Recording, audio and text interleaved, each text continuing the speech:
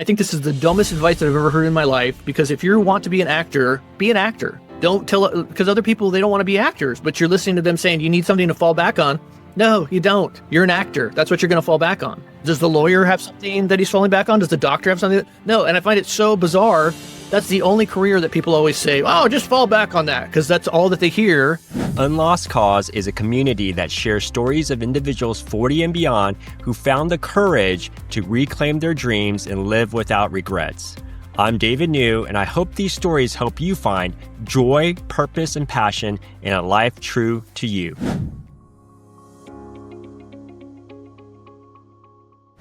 Today's guest is Mike Knox, a retired parole agent who walked away from a decades-long career in law enforcement to pursue a dream he'd buried since high school, becoming an actor, stand-up comic, and writer. Growing up, Mike was told he was too sick, too dumb, or too young to ever make it as an actor, so he put his dreams on the shelf for decades. Now in his 50s, and 2 years into his new life, Mike is not only making people laugh, but also showing us what freedom, fulfillment, and second chances really look like. His Unlost Cause is proof that it's never too late to become the person you've always wanted to become. Mike, welcome to Unlost Cause. Thank you. That was great. I got to borrow that. Of course. And for the listeners, can you just share, in your words, 2 or 3 sentences about what was your lost cause that you turned into an unlost cause, to just have some backdrop, because we're going to be going back in time, but at least they know which way we're going. I grew up I'll start from the beginning. I was adopted in Los Angeles. I grew up in Pasadena area. Wasn't really good in school. Graduated high school, went to college. Then I kind of was looking around. I was trying to do acting, but at that time, there was nothing that you could do. You couldn't get in. There was nothing online. Social media wasn't there. So you physically had to drive to places. It was very hard to get jobs. And also my mindset was completely different. So there would be times where I would have an acting job and I wouldn't show up for it. So that was on me. When I kind of looked around, I just was like, well, I just kind of needed health insurance. And I was doing an internship for probation department in Van Nuys. And the probation guy said, if you want to be a parole agent, you've got to work in a prison, which wasn't true. Probation doesn't know what parole does, vice versa. They put in all these applications. Prison took me the quickest. Then there were all these kind of layoffs. So I was stuck there because they told me, you're going to be there for like 6 months to a year. And when I got there was a guy with no teeth that was like, you're going to be here for 20 more years. And, horrifying me. It was a horrible experience. Yeah, I hated everything about it. But I pretty much got sucked into, you get sucked into the money of it because you start making a lot of money. And you're looking around. I was looking at other friends that were, they were finance or starting out being an attorney, and they weren't really making money in the beginning of it. And so I was making good money, and I didn't want to stop and have to go somewhere else or start all over, go back to school or whatever it was. So I kind of got stuck in there. Then my daughter got sick with epilepsy for like 10 years. I had to give up stand-up comedy because I was doing stand-up comedy and focus on my daughter and getting my daughter well. And she's in a good place. And then when I became a parole agent after 5 years, it just went down. It just got worse and worse and worse. It was really like the Kruger-Dunning effect. It was overly confident, stupid people that you're working with. You're working with government people. It's like, just imagine being at the DMV and those are all your coworkers. And there's nothing you can do because everyone's unionized and nobody cares. Nobody wants to do their job. Everybody's got a second job that they're focused on. You'd see that all the time. People had second jobs because they had divorces. They had alimony they had to pay, whatever it was. Everybody was living paycheck to paycheck, basically. It was everybody's in crisis all the time. There was really no difference between the criminals and the people that I worked with, except the criminals got caught. And I really found I had more problems with the people I worked with than the criminals. The criminals were the criminals, you knew that. But the people that you worked with were always they were always stabbing you in the back. You're always having problems with them. And then, I think a lot of people know this is when you get married, you have a family, time just speeds up. And I found myself about the age of 48 thinking, I've got to get out of here. I was really, I was the person that would go to the ER room thinking I'm having a heart attack, and they'd put a red dot on me because they thought I was having a heart attack. And really what it was stress. I was having all my body was just telling me, and I never believed any of this before because in law enforcement, you're just told to suck it up anyways. You're not allowed to have any emotions. So I really felt like my health is deteriorating, and sure enough, right after when I walked away from it, I lost 30 pounds within a month. From doing nothing. I didn't change anything, but it was just all stress. My blood pressure dropped. Now I'm considered completely healthy now just from leaving that job that was completely stressful. So at least I knew that leap of faith that I took, I didn't know it at the time. It was totally stepping into darkness. I just hated every single day of working in law enforcement. And I said, I got to do something else. I'm going to take a chance. I've loved acting. And so I started to, what was great is you could get the listings online and you could go through it and you could see. So I started very slowly, and I started to take student films, or I started to put in auditions for plays. So things that I could do around my family and still, be a parent and be a husband. And then as my daughter was getting a little bit older and I kind of understood the business a little more, then I was able to do more and more, commercials or more auditions. And so it's turned out way better than I thought that it would be. I just started out, I just want to do get one TV show, one commercial. And so out of 1,000 auditions, I've had about 35 jobs, that's normal. I mean, I really looked at it like I embraced the failure of it. Wow. So that's a 3.5% hit rate. Jeez. All right. So Mike, there's a lot of meat thank you for giving the backdrop for the watchers and the listeners. So, one of the things, let's rewind a little bit now. And you talked about you're adopted and growing up in LA. So I'm curious, what would be the 3 adjectives or words that you would use to describe your childhood? I mean, if it's got to do 3, huh? A lot of it was lonely, afraid, and scared, I would say. And a lot of that had to do with just my environment growing up, and I think a lot of it was generation-wise. We didn't have electronic or computer, we didn't have our phones, so we were riding our bikes out. We were you're just gone all day long. My parents, none of the other parents really cared what we were doing. And so I kind of fell in with the crowd of people that, I had when I was 14, I was hanging out with a guy that his parents bought him a car at 15. He didn't have a license. So, I mean, it was pretty much, and I went to a new school. I didn't know anybody. So I just had a lot of kind of regret always going on, or just, I always felt that I was out of place. Yeah, no, those are definitely words that evoke strong emotions: lonely, afraid, and scared. And then how did that, given those words, how did that manifest during school, right? Did you find solace in maybe theater or sports or something else? Or, how did that manifest itself for, a young Mike before going to college and adulthood? For me, it was always skateboarding. And the school that I went to, people were anti-skateboarding. So it was me and this other kid that would skateboard all the time. But that was my escape from everything.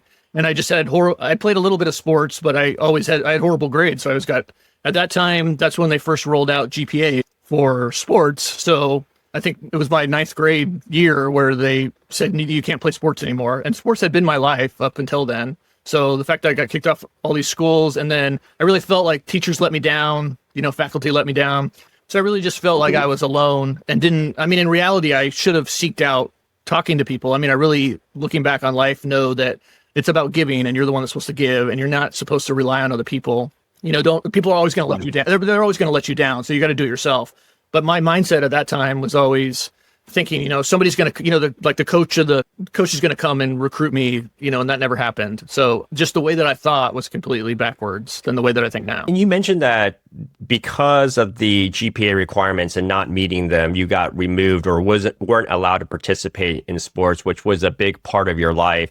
And, just during our brief interactions, you seem bright, articulate. Was it because you just didn't have any interest in school, or what was it that caused, the grades to not be there for you to do something that you cared about at that time, which was sports? Yeah, because I had a lot of like ADD and stuff that was undiagnosed at the time that nobody cared about. It was just you were lazy. That's what you're considered. And for me, I always do this now, is that because I've always had a lot of anxiety. And so I would slowly approach things. Like when I started to do comedy, I sat in the back and watched comedy first before I ever tried. And I would watch over and over and take notes and slowly approach it. And that just wasn't possible in high school. It was you do it or you don't, and there's no such thing as failure. And what I learned especially with improv, is it's all failure, and life is all failure also. And that's what I think is great, to embrace failure, which people for some reason don't want to do that. And we're in this environment where you're always supposed to be the winner that doesn't practice anything, and you've got this ability, because you really can't accomplish anything. You just got to put the work in to do it. And most people don't want to do it. I asked earlier, around the performing arts in high school, did you ever do any there, or at maybe a religious organization or a nonprofit to dabble in that? Yeah. So that was in high school. I did a lot of drama and plays. but I also didn't consider myself like, I didn't even know there was a term for theater kids, because we just didn't have it at my school. Basically, it was just drama class, or you did plays. But I kind of butted heads with the drama teacher. She didn't really like me because I was I was a smart ass kid, and I talked back when I shouldn't have, and so I lost out to parts. There are parts that I really wanted that I kind of the times, looking back, the times that I really wanted a part in a play, and I studied for, really applied myself to it. I got that part. The ones where I just kind of thought I was going to get it, and I got pissed off because I didn't get it. Well, I didn't work for it. I didn't get anything with it. But that my thought was always like, that's just another teacher that let me down. And that's the way I looked at it at the time. We think about like the importance of role models, right? There's positive role models and there can be negative role models as us growing up. And we can think about maybe a teacher who had influence, or a family friend, or a relative, or a religious figure, or something like that. Did you have any role models that you still remember today? I mean, no, I always looked at it like everybody let me down. But I mean, for me, I think that my dad was this kind of figure for me because he was a big gambler, a big drinker, but everything always worked out for him. It was very easy for him. And so that's how I kind of viewed things was, oh, well, it's always easy for him. And he kind of was like also a loner. Like I vividly remember at, my sporting events, he wouldn't sit with the parents. He would sit by himself. And that always reflected to me like, oh, that's the way that he views things.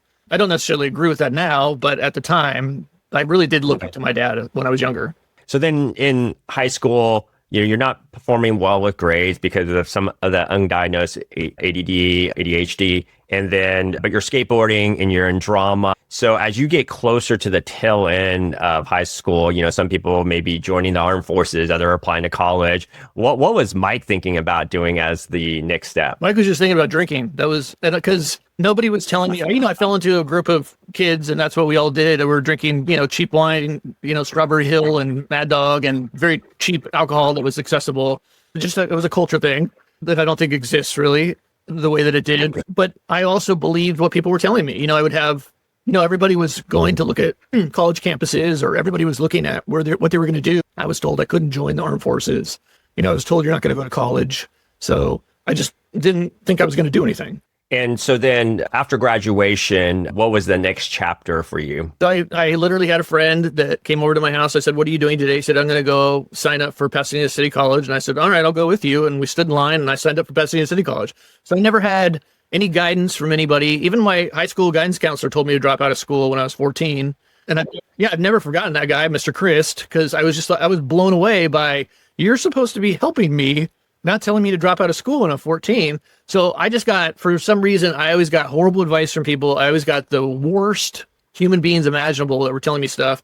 And then I would have, my best friend at the time that I was skateboard with, his mom told me, oh, you're never going to go to college. You're too stupid. But those were things that would resonate with me. And I would believe that until I started to go to, when I'm going to college, I'm like, okay, well, this isn't as hard as everybody's telling me that it is. And it just took me longer to do it. But I also worked full time. So I started to go to City College, and then I started to look around and go, yeah, I don't want to be in the city anymore, And so I moved to Santa Barbara for 5 years, and that kind of got me away from everything that was negative. And then I realized, I've got to kind of look around for a career. So I moved back down to the Valley, to Northridge, and finished at Cal State Northridge. And then from there, that's where I started to do internships. That probably in my later 20s, I was like, I've got to speed this up because I've been wasting my life. And, sure enough, a lot of my friends that I was hanging out with, they died, they got AIDS, they're homeless. I mean, I really hung out with kids that did not make it, but I always in the back of my mind thought there's got to be something better. It was just, it's up to you to figure out whose advice to take. There's so much bad advice. I mean, I see it now with writing and acting, all these classes that I'm taking. There's so many bad classes because there's people that have bad intent, or not necessarily they have bad intent, but they just don't know themselves, but they're teaching a class. I mean, anybody can teach a class. I mean, I meet so many people that are teaching writing classes that they've never filmed a movie. They've never sold a screenplay. It's kind of mind blowing, but you're always thinking when you're younger, like, oh, these people know. And that's kind of why I have this animosity towards boomers, because I was always lied to by the boomers, like you're going to get all this stuff if you just achieve this. And it's not true. And then what did you end up studying in college? Criminology. So I always had an interest in law enforcement. I think just because I was, had a criminal mind myself. Not that I could never survive in jail or prison, but I wasn't, I just always had this kind of anti-establishment mentality at the time, which I just, so as you get older, you just realize everything's kind of just BS. Everybody's just doing their own thing, and it's up to you to figure it out. There's still tons of people that don't want to figure it out, and that's fine. And I just think you kind of, in life, you go through some people do, some people don't, but you go through cycles of thinking, and I'm just at a phase in my life where I'm like, good for you. I can't stop you from doing that stuff, whatever it is you're going to do, but I'm going to be over here watching. So your best friend takes you, so you enrolled in college, you kind of fell into it, and then it wasn't as hard as you thought. Then you get this reset in Santa Barbara. Then you move back. So you're studying criminology, which you had an interest in, and you're interning, and that's how you kind of fell into the career working as a parole officer in the prison. Yeah, and to back up a little bit, I was taking drama and acting and theater, and I was doing plays, but everybody was telling me, don't do that. Everybody, and I think this is the dumbest advice that I've ever heard in my life, because if you want to be an actor, be an actor. Don't tell, because other people, they don't want to be actors, but you're listening to them saying you need something to fall back on. No, you don't. You're an actor. That's what you're going to fall back on. Does the lawyer have something that he's falling back on? Does the doctor have something? No. And I find it so bizarre. That's the only career that people always say, oh, just fall back on that, because that's all that they hear. And so but I listened to that, and I was like, okay, well, I guess I'll put the acting aside because everybody says I'm going to fail at it. And then law enforcement seemed like, I think I can do this. And I did like helping people, and I could. But I just realized when I was in law enforcement, nobody wants to be hit. They don't want to be helped. You're not helping anybody. Wait, so then, Mike, to that point, so if you were going back to your high school and talking to the drama class, and then there's a few hands that are raised and they want to pursue acting full time, so you would tell them, don't have a fallback plan. You got to burn the boats to take the island, and you're an actor, embrace it and go all in. Yeah, and the other thing too, what people don't realize is that when you are an actor, you're meeting all of these people. So there's tons of jobs that don't have anything to do with acting, but you could sweep floors in a theater. You could take tickets in a theater, but you're working in a theater, and you're going to know when the next audition is coming up. Because if you're not working in a theater, you don't know when the auditions are coming up. And now, of course, everything's online, but you have insight to it when you're there, and you're making, the big thing is you're making contacts. The contacts don't necessarily have to come to fruition, but you're meeting people. And that's what I've done now is I've already met, a great comedian that's already written me a couple scenes. I'm more than, I just feel privileged that somebody would say, hey, I wrote you this scene, and I'm like shocked. But that's what it is with the job of acting, is that you start, nobody ever told me, but you can start off as a production assistant. Everybody needs a production assistant. You can you're on a film set. I mean, to me, it's amazing.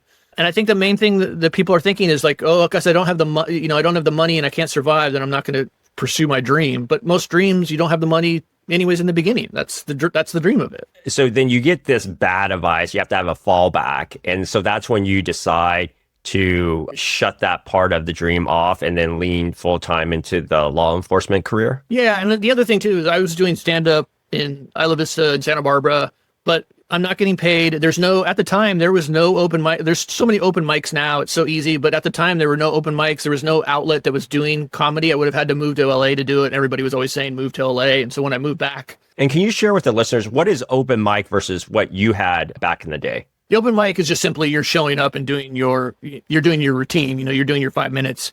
Usually you're signing up, or they're putting your name in a bucket or whatever, and they're taking the name out. So, because sometimes you don't get up there, but it's just, you're doing it for free. And then there's the next step is bringer shows, where you've got to bring usually 3 to 5 people. Because it's all about tickets. They want unfortunately that's comedy, is bringer shows, bringing people in there. But my approach was always, I was just doing comedy because it scared me. And that's why I wanted to do comedy. And as I went through the prison system, and as I got older, I was like, I worked in a prison, so I shouldn't be afraid of doing comedy. I shouldn't be, but those are big factors that people are afraid to publicly speak. And so as I got older, I thought, I'm going to work on the public speaking part, and I'm going to, force myself to go out on auditions and force myself to do the things that I'm not comfortable with. And that was a big part of the acting as well. Yeah, because I think when I was preparing for this, that you said, the two biggest challenges were failure and rejection, right? And it feels like, in a government job, you're right, you can kind of, be in your little box and not have to deal with that. But when you're naked on stage, it's like fear and rejection city, right? You're just out there. So how did you reconcile both of them, and to have that spirit to say, hey, I'm going to embrace that. And I want some of that. And to most people, that's scary. So I'm just curious, how did you reconcile that? It's very scary. I just looked at it like I had these two horrible people that were my bosses, and there was nothing that I could do about it. And I really looked at like, I basically I was under them constantly. They're calling me all the time, violating every law that there is about working. And what I love about acting is that you're your own boss. And that's what I always tell people. No matter what you do, try to be your own boss. You're going to be a lot happier, because when you're working under somebody that has authority over you, they're going to abuse the authority 100%. There is never anybody that's a good person when they get into that position of authority. It just doesn't happen. They completely change. It's just what happens to humans. And so that's how the way that I looked at it was, at least I'm being independent and I can fight with myself. I'd rather fight with myself than fight with these morons, that are my bosses, that are complete jackasses. I would rather fight with myself and be pissed off at myself than be pissed off and hating these other people. I'd rather hate myself. And that's the way that I looked at it. And when I had my very first paid gig acting, I was playing this great role of Eric Heidel, this composer from like the 16th century, something like that. I got this wig on and makeup and everything. And I'm on a set, and they're apologizing to me because it's been this 12-hour set, and I'm loving every minute of it because I'm getting paid to do it. Yeah. And I do this, you're brought. What's very bizarre about it is you're not, a lot of times you're just brought on, and then the director comes or the AD comes and talks to you and says, this is what we're going to do. So there's a lot of improv I wasn't aware of. And so they tell me what I'm going to do as Eric Heidel, I think that's his name. And we do the scene a couple times. We take it. The director comes over and hugs me. And I was like, I hadn't had emotions in 20 something years. And I was like, oh, this is what emotions is. This is what life is about. And that really clicked for me of everybody here has a job to do. Everybody wants to do their job in law enforcement. Nobody wanted to do their job. Nobody wanted to be there. And everybody turned on each other. And for the most part, on all these sets that I've worked on, with the exception of maybe one person so far, everybody's been great.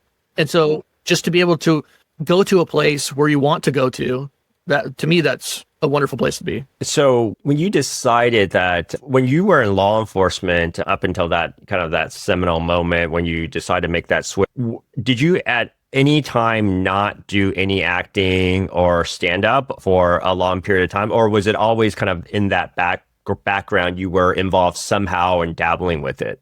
The stand-up comedy was just easier because I got a film role, because what happens is they'll call you just a few days or sometimes the night before, a couple times it's been a few hours before you get the job. And I couldn't get time off because I had these tyrant bosses that wouldn't let me have any time off, even though it's illegal, wouldn't let me take the time off.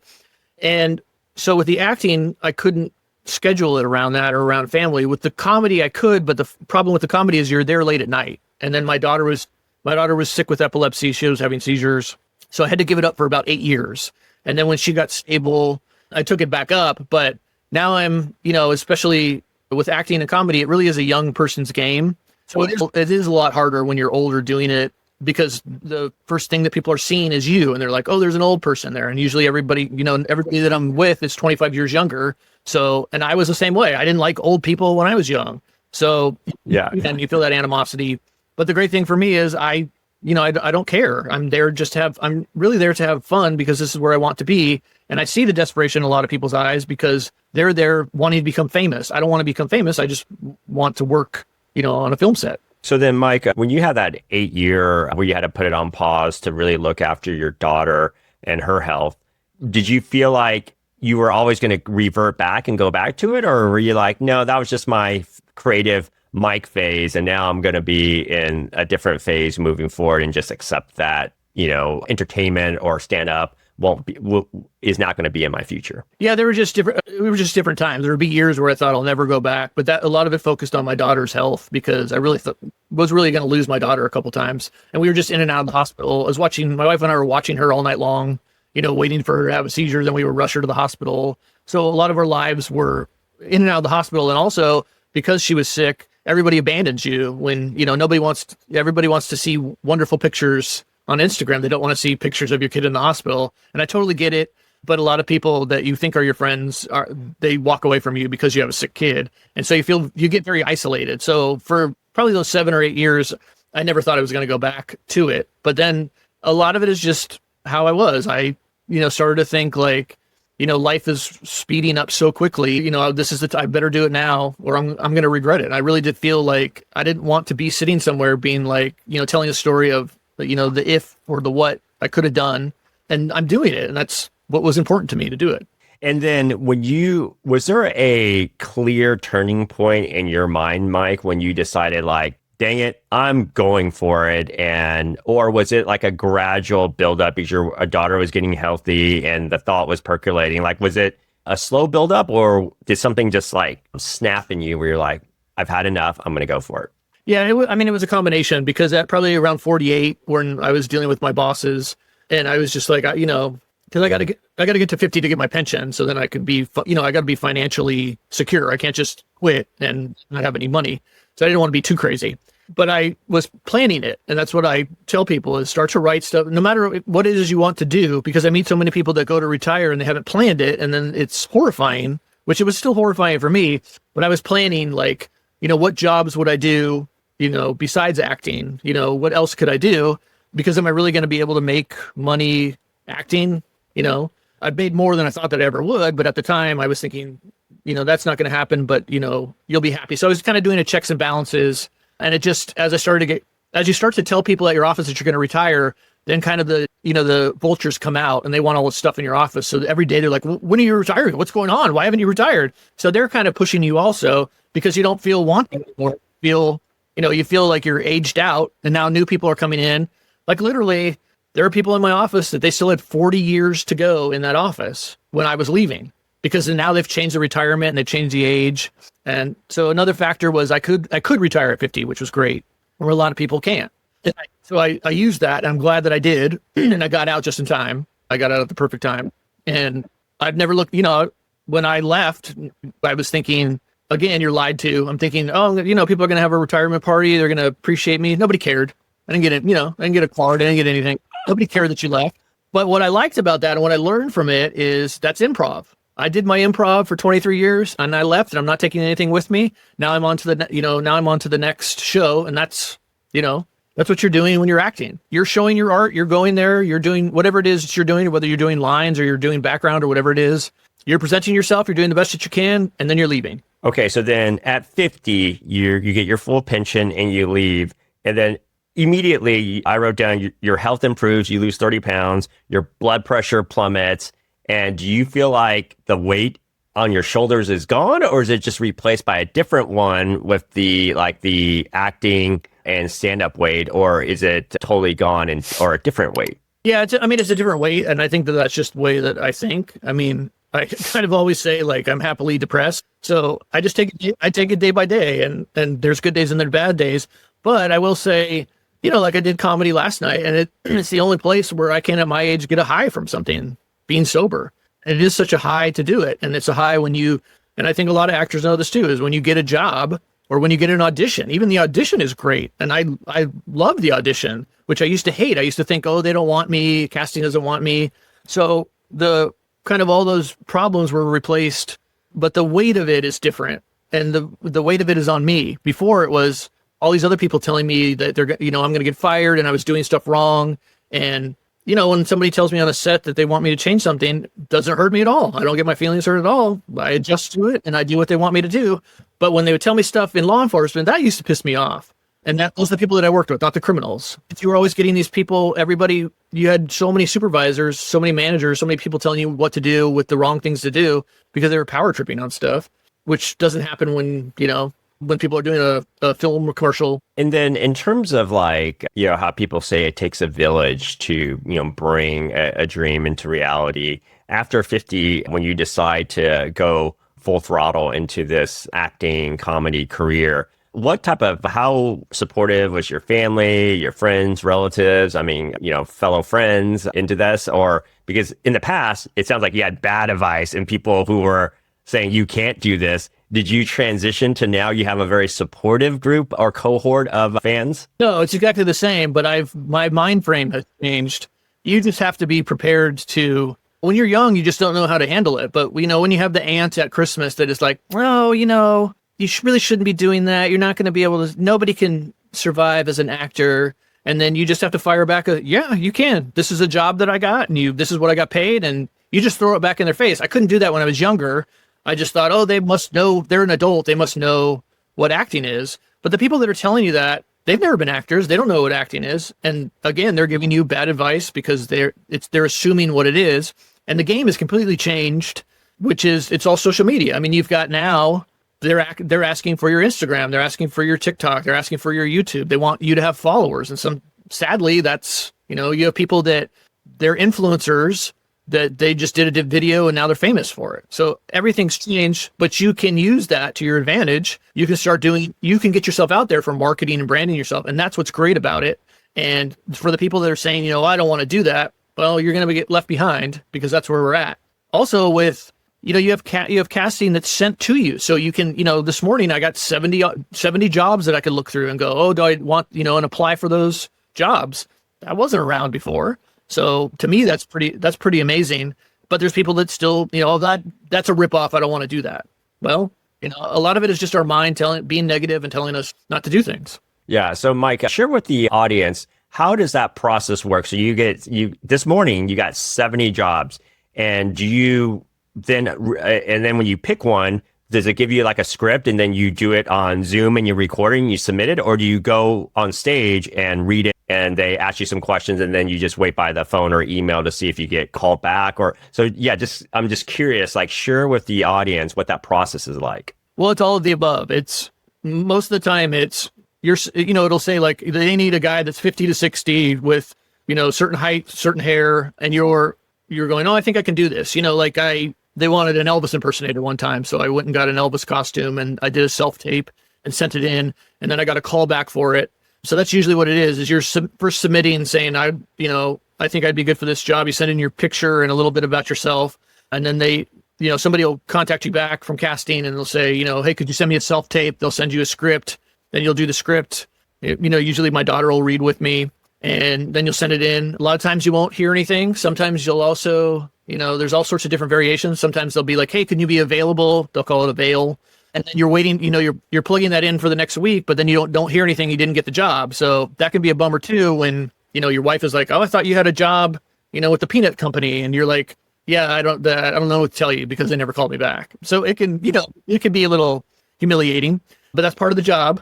And your job as the actor is just to submit the best that you can and, wait to see. And it's a great feeling if you do get the job. So Mike, when you're doing auditions and plays and waiting, how are you working on your craft? Are you taking classes, or are you reading, or are you just practicing by yourself? Because I would imagine that, everyone can, I don't know, I would assume everyone could get better at their craft. So I'm just curious, how do you continue to hone or refine your craft? Yeah, and I suggest this. I'm always taking classes. I'm always writing. I've published 3 books, so I've always loved writing, and I'm always writing stuff down. And I see that a lot where, especially with comedy, people aren't writing that down. And you kind of say to people that are starting out, like, well, you should be practicing comedy. And a lot of people take that, they think that they shouldn't. They just go to open mics or whatever it is. You should constantly practice if you want to be a comedian, practice every single day.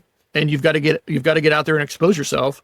And the only way you're going to get better at acting is by taking classes. It can, that was my fear. My fear was how am I going to do this? How am I going to approach it? And I think one of the acting coaches can attest to the fact, like he had said, you were petrified when you first came in here, and I was.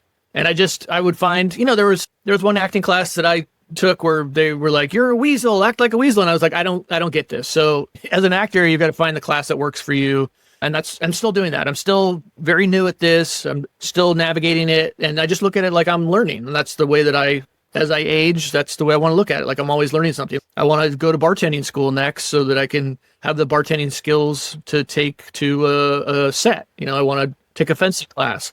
So those are the things that I wrote down before. And all of that is kind of contributing to acting now, which I never really saw before.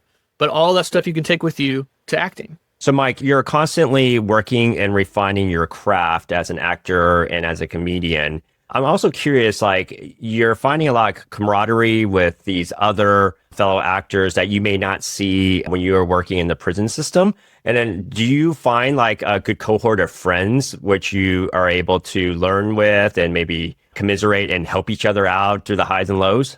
Yeah, I had one friend that I was going to give up comedy again because I just didn't And I think that happens in comedy where you feel like there's these extreme highs and extreme lows. But he was a guy that I'd never met, and he came up after me after a show, and he said, "Hey," and he introduced himself, and he said, "I really liked your set. You're really funny." And that gave me enough to go on again. And that really was, I would have never had that in law enforcement. People they're not trying to lift you up. They're trying to, bring you down. So I definitely see in comedy, there's the camaraderie and people are trying to lift you up and everybody's there, trying to get, better jokes and a better act. But I think also you're giving. And so when you're doing that, you're helping other people out. And that's the best way when you're making your jokes is when you've gotten ideas from other people. And a lot of times it's not possible.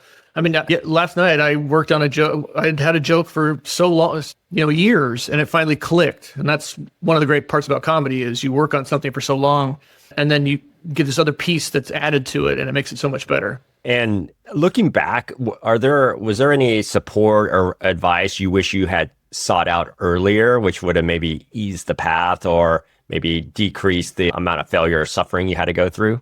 Oh yeah, just simply. I guess I really wouldn't have listened to it, but, I offer this advice to people is just, if you want to do comedy, go get a job at a comedy store, because most of the people that are working the doors or bartending, whatever it is, security, they also want to be comedians, and you're going to get, extra time because you're there and you're hanging out there. And that's what comedy is. It's a lot of time, and you are, you got to hang out at those places. And a lot of good comedians will say that, hey, I like these other comedians because they're a good hang. And it's, you're going to improve. The more you get up, the more you're going to improve doing it. And you talked about the high you get from comedy. When you're doing I think you mentioned a 5-minute set and you stick the landing, people are hooting, hollering, maybe giving you a standing ovation. How does that feel? It's euphoric. And it's, and granted, I'm very low level comedy. So the most I've ever had is, 200 and something people, but it's electric. And when you've got when the crowd is happy, that makes you happy in return. So it makes it gives you that shot of dopamine that you never knew that you had. And it really makes you want to, hey, I can continue to do this. Now, when you bomb, which everybody does, and I've done many times before, you want to quit. You don't want to do it anymore. But that's comedy. You're doing it, again, you're embracing the failure or the darkness of it. And that's just a part of it. And you mentioned that in addition to one part of working on your craft is you're writing a lot. And I believe you've authored 3 or 4 books. Is that right? Yes. And the first one, correct me if this is wrong, is Straight Fish, a correctional officer's story, a novel of life behind bars. Yes. Okay.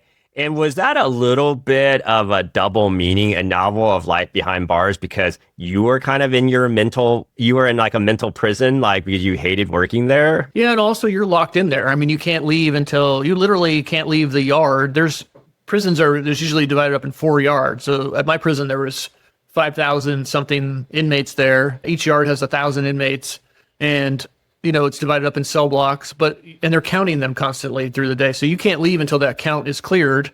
So you're stuck there with them. And there were times where I've been there 20 hours straight, or I've worked, 7 days straight with overtime, 16-hour days, because there's been a riot or whatever it is. So, and you get to know the inmates, even though they are telling you don't get to know them, you have to. You're with them all the time. So you're stuck in there, and you very much feel, I felt confined in there also because you're dumbed down with everything. Nobody's talking about anything else. It's just prison life. And then nobody understands prison life outside of the prison. So you become more of an introvert because nobody understands what you're doing. Everybody thinks that they know what goes on in prison. But if you work in the prison, then or you've been in prison, you know what actually goes on. And then the source material from a lot of your books, it sounds like it's from your own life, like this one about prison. I believe another one's about your daughter and your family. So do you get a lot of the source materials for your books and your routines from your personal life? Yeah, it's all, that's all, especially the comedy, the comedy is such tragedy and it's such your vulnerabilities. And that's what I think is great about it is you get up there, it's therapy. You get up there and you talk about your problems. And I think what's also interesting is when people make assumptions about who you are. So, when I stand up on stage, people go, oh, there's no way that guy's ever had problems with his life. So I talk about the horrible things that have happened to me in my life. And then that resonates with people. And then you have people afterwards that talk to you, especially about epilepsy, because it's such a hidden disease that people don't want to talk about it. So they'll talk about it afterwards. And then those are people that I can talk to and pretty much give compassion to, which I never felt that I had going through it. And which is another reason that I do talk about it, is to get information out there. And that's the power of comedy, is getting the information out there. And now that you've been on this journey for a little bit over 5 decades, how has it changed how you see yourself? Because I gave up. I always thought that I always imagined myself in another place being much more successful than this. And so I think if you just give in to the powers, kind of like look at it a little bit of like there's some fate to it, I think it makes it a little easier. You have no expectations of anything. It's going to make it a little bit easier. And I do think that the way that the world works is if you're good and if you work hard, you do your job, good things are going to come about it. I think there's so many people that want to, and I think we're taught this also, is to cut corners, and, you're going to get what you want if you kind of screw everybody over. I think if you're just doing good, minding your own business, good things are going to come back to you. And share with the audience, I believe Asthma Boy, is that your stage name, or like share with the audience, what is that and how did you get inspired to adopt that name? So I say adopted asthma boy because I was adopted, and then I had very bad asthma growing up. So that limited me from doing things. And then my mom was very protective of me. And then as medications kind of came on board, my asthma got better and improved. But I, was in and out constantly at the doctors and seeing different specialists and stuff like that. So that affected me a lot, just not being able to breathe. But I also think that that's the symbol for life is, life is kind of, sucking everything out of you where you can't breathe. And so that having that taught me a lot, where you just take it day by day. People get so super excited about everything that they don't have any control over. And I just think if you take it day by day and take it slow, there's always a third option to everything, which is another thing that I like to say, is that you can always solve the problem. You just got to take a step back instead of, thinking that there's a crisis going on. I think our media is always telling us there's a crisis going on that isn't a crisis at all. Mm-hmm, mm-hmm. And then, Mike, if you were on your deathbed and you did not pursue like this career in acting, writing, comedy, how do you think you'd feel? I feel like I would have a lot of regret. I feel like I don't have regrets now because I've kind of completed everything that I wanted to complete. There's really very few things that I have left that I want to do. So if I didn't do the things that I'm doing now, I would have massive regrets. And those are things that I do think about, because I think about there's people out there that probably had no inner thought going on about any of that. Just for me, that's something that I enjoy doing. And if I didn't do it, it's kind of like with acting. I never really understood that before, but it's like there's a difference between wanting to act and having to act. And if you have the mindset of having to act, it's going to draw you to it, and you're going to have more fun doing it. It's going to be more pleasurable. And so if I never did any of this, I would have massive, regrets about it. And then are you proud of yourself? I am, because I never thought I'd get this far.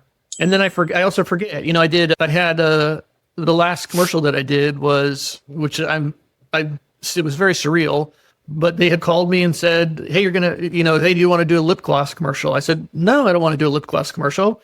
And they said, well, it's this amount of money. And I said, well, I'll wear lip gloss for that amount of money. But I wasn't wearing lip gloss. It was, I got there, I didn't hear anything until 6:00 in the morning. And they said, you got to be on set at 8:00. And I had sent in an audition, and it was for being a prison guard. I was like, hey, so I did a little improv about prison. So I think that's what got me the job. And I show up there, and it's a huge cosmetics company. I mean, it was a huge, commercial, like production. You can tell the different levels of productions when you get there. And so it was a scene that I did with Kylie Jenner for her cosmetics company. So it was just like you're doing this scene with Kylie Jenner, and it's just, you're thinking, I was reflecting back going, it's so, even though I was in a old prison, this prison is a lot better than the prison that I was in before. And so it was just like pure happiness that I hadn't felt in a long, long time. No, that's wonderful. And then, Mike, you had some bad advice growing up as a kid, and you talked about that. So what advice would you give to someone who's listening or watching who has a dream or a lost cause that, they're too afraid or maybe ashamed, or that they don't think they can, or they're even allow themselves to think about trying to turn that into reality? What advice would you give them? Just to take it slow. Because if you already have that thought, like I meet so many people, like really living in LA, you meet so many people that are not from LA. And then when they meet you, they're like, so you've been here your whole life and you're not famous? And they're complexed that you haven't pursued anything in the industry and you haven't made it at that point. So I just tell people, if you already have the idea that you want to do that, that's great. Do it. And then, do it well. Get into, an acting class. I suggest getting into an improv class because that's something that I never saw before that I think is such a great tool. And that was something that scared me to death. That was the last thing I wanted to do was improv. And now talk about never really realizing till you're doing it. Now it gave me so much clarity with everything.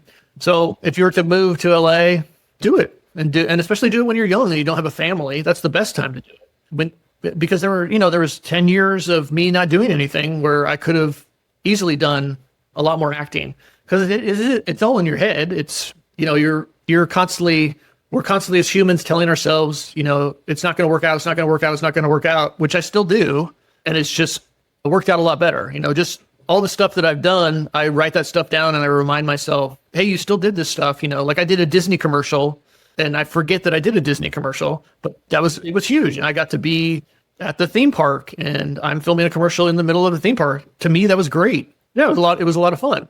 So certain things that I've done, I can kind of check that off as that's the character that I played. And I've had a lot of fun doing that. So for younger people getting into it, you're going to have a lot of fun. But I also meet a lot of younger people that come in with a very negative attitude about it and kind of expect this success right away. And I would say, give yourself a good 10 years, and 10 years, it'll come together. But that's just the way that it kind of works is because if you look at any actor that's successful right now, it's kind of surprising to see, oh, they were child actors this whole time. So you really start as early as you can. If acting is what you want to do. Same with, if you want to do comedy, same thing, start as early as you can to do it. Because with comedy, it's all about, from what I see so far, it's getting that 5 minutes, but then you want 10, and then you want 15. And then when you're pretty much when you're getting paid, you're doing 15 minutes. When you want to be a regular at a certain comedy place, you're doing 15 minutes. Then you want to get that hour because you want to do an hour special. And hour specials are really big right now. And again, that's stuff that you can take your comedy. What's so great is you can take your comedy and post it on YouTube. And you can get a following from it. And that happens. And that's another great thing with comedy or acting is you can put yourself out there or other people can see you. But I also think that people are afraid to do that. No, that's great advice. And you actually brought this up, and this is a personal curiosity. When you're doing a acting set, what is more important, the content or like how you're delivering it and your cadence and interaction with the audience? I mean, are you talking about like live stage? Yeah, live stage for comedy. It just depends because there's different types of comedy. So if you're doing crowd work, you're talking to the crowd, you're working off the crowd. If you have, which for me, I don't like to do crowd work. So I like to keep to my jokes. You're going to say your joke. Usually it's in, 3 different variations. And then you have your punchline or your callback, whatever. Then you're allowing the audience to laugh. You're embracing the darkness. That's why your 5 minutes is usually really 3 to 4 minutes because you're going to have that laughter. If you have a good crowd, you're going to have a minute or so of laughter. They're going to fill that 5 minutes up. So you're working off their energy. You're going to hear them, you're first getting up on stage and telling your first joke. That's kind of the meter of where it's going to go. If you hit that first joke that works and nobody laughs, you're kind of in trouble. So, and different clubs have, like Pasadena Ice House is great because it's like family oriented. If people come there, laugh. And when you're in Hollywood, like you're at the Comedy Store or Hollywood Improv, people are a little different because you got a lot of actors in the audience. You got a lot of people that are judging you. They don't want to laugh as much. So, depending on where you're going, it's different. You just have to, it's something that I've learned also is you go up there, that's what you're there for, is to be a comedian and to make these people laugh. And if you bomb, you bomb. There's, it's going to happen. There's nothing you can, do about it, but you go up there, you do your best. I used to be like, I'm not feeling it. I don't want to do this. And I really think these people paid tickets. They took especially in LA, man, if you can find parking and you can get to a place, I love you already because it's a nightmare and I don't like to go out. So if you can just get there and your time, and you're offering your time to me, I'm going to do the best that I can. And then one of the questions I always love to ask our guests is what ask or what request would you like to make of our Unlost Cause community? I would ask to keep doing it because I think that it's great. I see, something when as I retire, now that I'm retired, that I never saw before was a retirement, kind of these stragglers out there that don't know what to do with themselves. And I think a lot of that is like, oh, I didn't know what to do, so now I'm golfing. Hey, I'm retired now, so I'm getting an ice cream at 10 o'clock in the morning. I never saw that before because I was always working and never had time to pay attention to this whole other subculture that's going on of retired people that don't really have anything to do. So this is what I think is great. It inspires people that life is never over. I know a lot of people are, you have a whole boomer generation. They're angry at everybody now, but there's still stuff to do. You just got to find out to do it. And I know that there's people that don't want to do anything, but I want to always, like as a coach once said to me, move with purpose. I want to always want to be doing something, whether it's just one small thing for that day. That's what I'm going to do. I'm always going to do one thing for the day, no matter what it is, to feel if they accomplished something, it did something. So, Mike, for the audience who is really resonating with the messages that you're sharing, where can they follow your writing, connect with you, or find out the next time you're going to be doing a comedy set? Like, what are the socials or websites? This is the opportunity to share all that good stuff. MikeKnox.com, and any social media, Instagram and TikTok are Mike Knox Comedy. Also, YouTube is Mike Knox Comedy. In closing, Mike left law enforcement and traded his badge for a mic, and in doing so, reclaimed his identity, his creativity, and his joy. His story is a powerful reminder that no one else gets to decide what you're capable of. Not your critics, not your childhood labels, and definitely not your job title. Thank you, Mike, for reminding us that it's never too late to bet on ourselves. Thank you for having me. Before you go, if you're inspired and want to be a part of something bigger, subscribe, like, and share to help more people reclaim their dreams and live true to themselves. Also, let me know if you or someone you know would be an inspiring guest on this show. Together, let's spark courage to live without regrets, the Unlost Cause way, one story and one person at a time.